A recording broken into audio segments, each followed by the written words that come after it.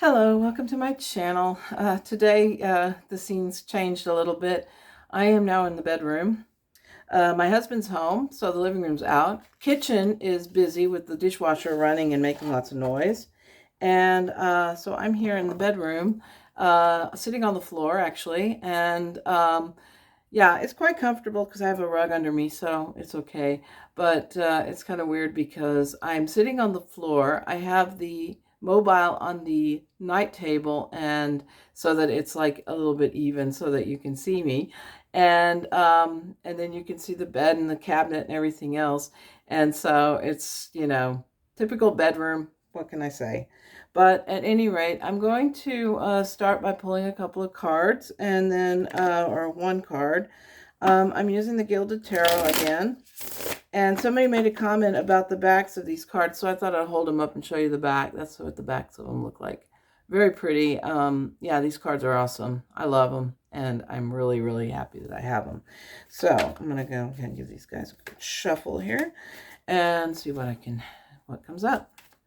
Update on my mother-in-law. She's fine. I talked to her this morning and she's doing fine and dandy. Her two friends are doing fine. They got their flowers, so everything's on the up and up on that end. I think the one friend is just totally depressed about everything, and she's been going through counseling and stuff. So I think that this has just kind of tilted her a little bit further, so keep her in the light. Keep them all in the light. They really are good people, and they don't deserve what happened to them. So but I hope that they'll be okay, and I think they will be. All the light, all the good thoughts and the vibes and stuff are really helping. So at any rate, so yeah, let me see. Giving it one more shuffle here, and then I'll put the cards up here right next to the phone. Okay, so what I got this morning or this afternoon is the Two of Pentacles. That is what really always catches my eyes with this card is the rainbow behind the guy's head, and he's holding up the Two Pentacles.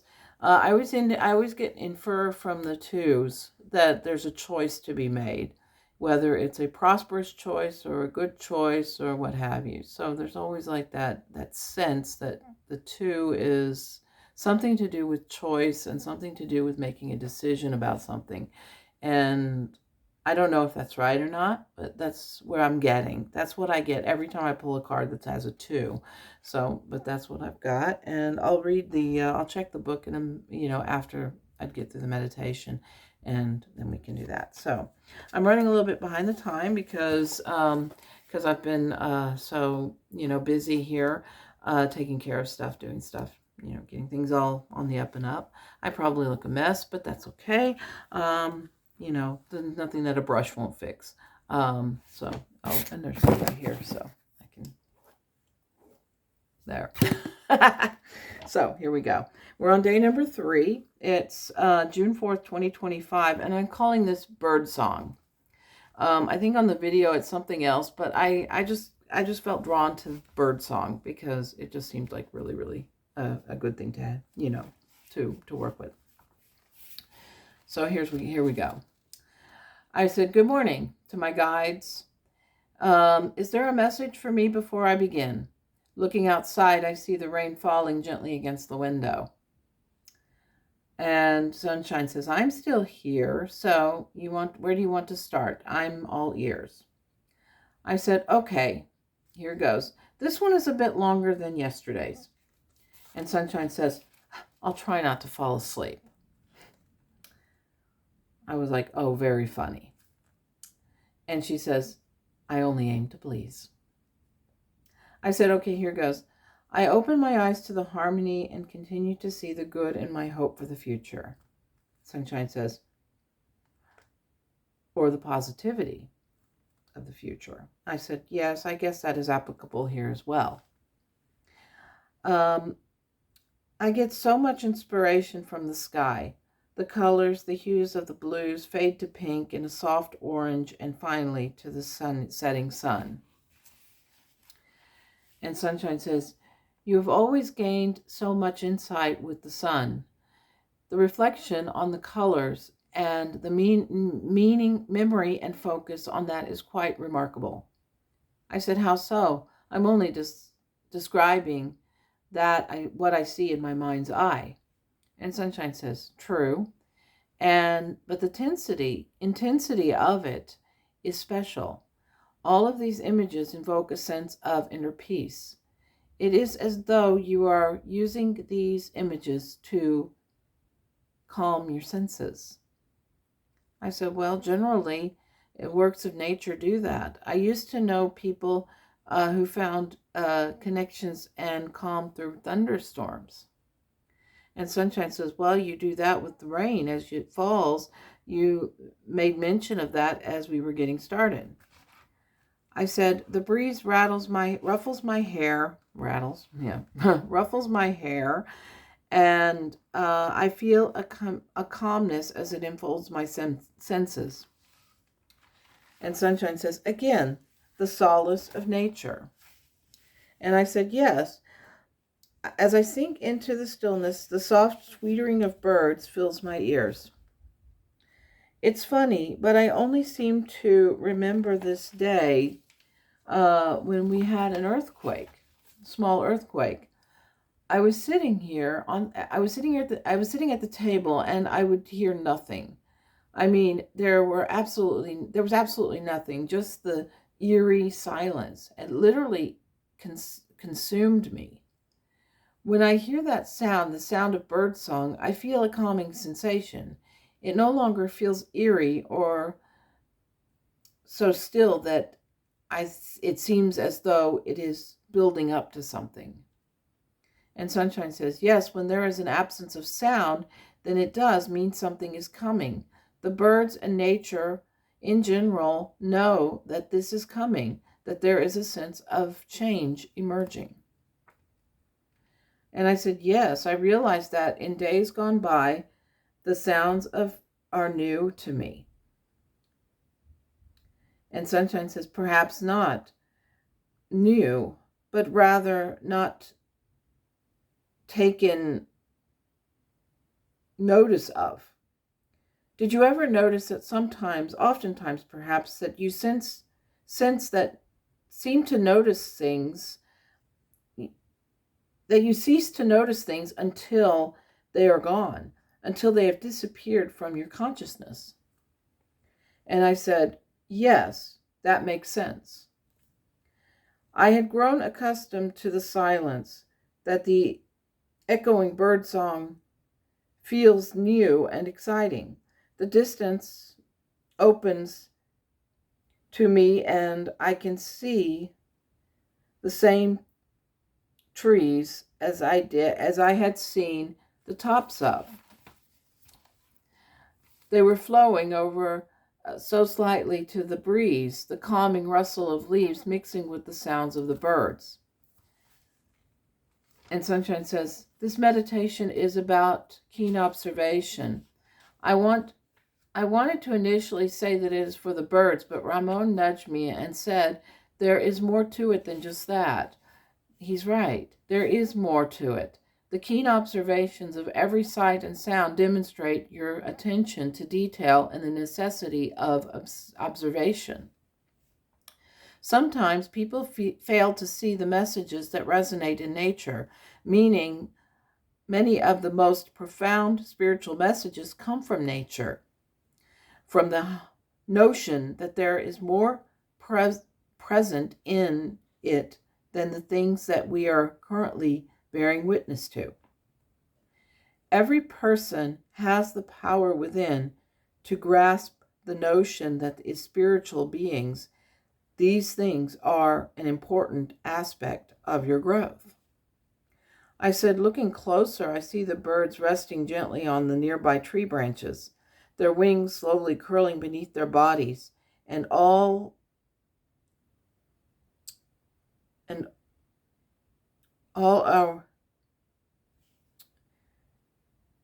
allowing this resting state to take them home. And Sunshine says, what is important in that? And I said, how so? And she said, the act of coming home is in fact the reason for meditation. The sense that through the peace and quiet, you find yourself feeling at home. I said, it reminds me of how sometimes I don't always want to start meditating, so I will put it off. Not for very long, but just until the right moment comes along, and then I sink into it and understand the reasons for it. Does that make sense? And Sunshine says, you simply decide to do it when you are ready. And I said, further in, I see that these birds are in tune with their center as I long to be. And Sunshine says, you already are. The sense of finding your center is not done through logic. It merely is. You choose each day of your life to seek out and manifest that sense of being in a center. So don't let it surprise you that so much that you already have done so. It is like when you sing. You realize the release of the tension flows with you, so you can be at peace, centered as the birds you observe. It is done by clearing your mind from all of the clutter that tends to occupy it at any given moment. When you consciously decide to do that, you can do it at any given moment. When you walk, you do so. You are fully aware of your surroundings, but your mind is clear. Music is a great way to block out the excess chatter. You center your mind on the rise and fall of the pitch and allow that music to take you to another place. I said, their peace is endearing, their calm, something I long to experience in myself. And Sunshine says, as I said, you already have. I said, if I can realize what it means for them, then perhaps I will be a step closer to seeing it in myself. My gaze returns to the sky. This time, instead of blueness and white clouds, the sky is embodied in hues of pinks, purples, oranges, and yellows. Stunning is the word I use to describe it. And Sunshine says, do you see that this is repeating? You are literally going in circles trying to find a state of being that you have already found. I said, I know. The next part tells me this. Why? My angels whispered to me, you have found your center. Enjoy the sensation.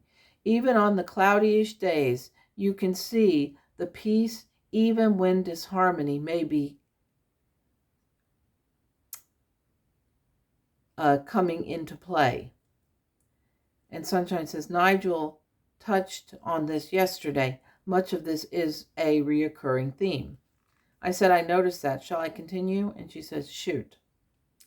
And I said, perhaps it is all external and I have managed to separate myself from the emotional strain. Perhaps it is all at hand and the peace and solitude can be taken in and realized. And Sunshine says, yes. And as you are quickly realizing, this is becoming a huge part of you and a huge asset to you. I said, an image that suddenly pops into my mind comes from something I read as a teenager, the night Thoreau spent in jail. It was about the American transcendental writer Henry David Thoreau, who was able to find peace regardless of the external conditions around him. Sunshine says, there are many examples of them both in fiction and nonfiction. What you can take from each of these stories lies in how possible or plausible their stories actually are. I said, I close my eyes as my angel whispers in my ear. This is the idea. When you can separate yourself from external pressures, then perhaps you are a step closer to the sense of peace you strive for. And I said, then Sunshine says, it really is that simple. And I said, I opened my eyes after closing them for a moment. Peace is indeed found within. And that's it. And Sunshine says, what are you thinking in relation to this? I said, well, it's not so difficult to recognize, but why is it that it's so hard for people to embrace that idea? It seems so cut and dried. And Metatron comes in and says, because people are tied down to their humanness. For you to see this as a spiritual truth is rather easy. But for them, it becomes harder. People are tied down to the notion that all of these things are beyond them. They come through external means. The moment someone says otherwise, it is as though their virtual apple cart has been overturned. Do you remember what happened when you studied Thoreau or Emerson back when you were in school? I said, yes. The other kids scoffed off the transcendental writers. They had been told for so long that God and Jesus are separate from them, and there is no separation except from what mankind has affixed. Sometimes I thought something I thought was incredibly profound was laughed at. I can only imagine that all of these transcendental writers and their works have been scrubbed from the book lists and replaced by some people's pseudo-religious tripe. And Metatron says, you sound jaded. And I said, well, I guess I am a little bit. I found it very interesting, but I found it very sad that the concepts about the higher good or Christ consciousness have been written off as fallacy. Why The Handmaid's Tale is becoming a reality by a bunch of men with pea-shaped brains and, oh, never mind. My voice trailed off and Metatron chuckles. He knew what I was going to say next. There is nothing lacking in your sense of humor, but I do get what you are saying. The transcendental writers may be being scrubbed from the textbooks, but they are emerging in other places. Their ideas are particular in other places, particularly in channels like this one.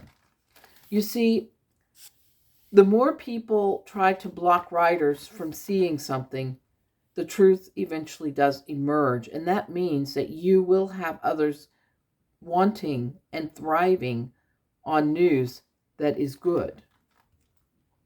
You see, many people have issues with this topic because deep inside they feel small. They want to see the hope and visions that others may have, and now they are in limbo. Their minds want more than ever to express the love and kindness that they yearn for, but to do so goes against the dogma they are accustomed to. Let me tell you a secret. The person who got angry with you and verbally assaulted you was basically jealous of that which you found. She sought to find a way to hurt you, and through the ideals you had, she had no means. So she tried to find something else that would knock you down, and that is what she did. Instead of that, she lost you and her connection to a spiritual and then she lost you and that connection to a spiritual connection. She now is done, alone in her misery, and has no one to blame but herself. And I said, I won't ever go back to her. If she comes crawling back, I will probably respond to her as I did to the girl at the reunion. Does that make me a nasty person? And Metatron says, no, it makes you human. You do not want to return to a closed-minded state of being. You have moved on. It is very much like your dream from the library. You have those who you got spiritual ideals You have those who gave you spiritual ideals and those who are just there for a little chat. You are not expected to go into a relationship with every person you meet. When their morals or values do not align with yours, then you are free to move on. You mentioned Thoreau earlier, and that is precisely what he did. He chose which people he wanted to connect with. Once he learned what was necessary, he moved on. I said, that makes a lot of sense. And Metatron says, then we will end for today. And I said, thank you both for this meditation. So that's where we ended. So we're back to the Two of Pentacles here. Let me just check the book real quick, and I'll see what it says. This actually works pretty good with the with sitting here, because then I don't feel like I'm got my head down the whole time, and I feel like that you're seeing my eyes a little bit more. So here we go, the Two of Pentacles. A youth wearing a look of calm concentration juggles two pentacles with a rainbow emanating from his hands. Behind him, we can see ship or on a calm sea silhouetted against a full moon with a dolphin. These symbols represent the world of our emotions. In this case, they do not disturb our preoccupied youth in his task.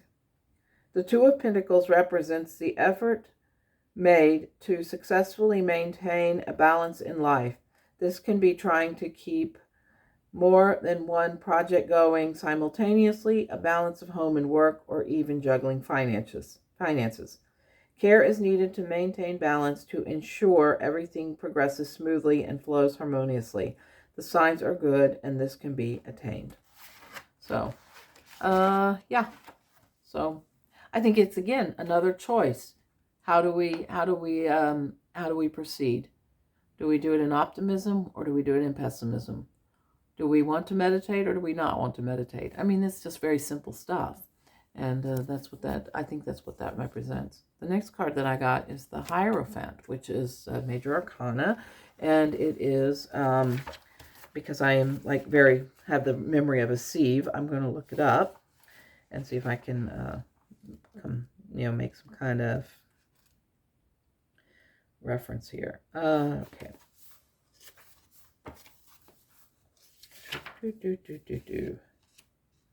No, that's not it. What number is it? Number 5. Okay, the Hierophant. The Hierophant is dressed in religious attire. His arms are open, showing his willingness to reveal his knowledge. Okay, sorry, I have to hold it up a little bit. A beautiful stained glass window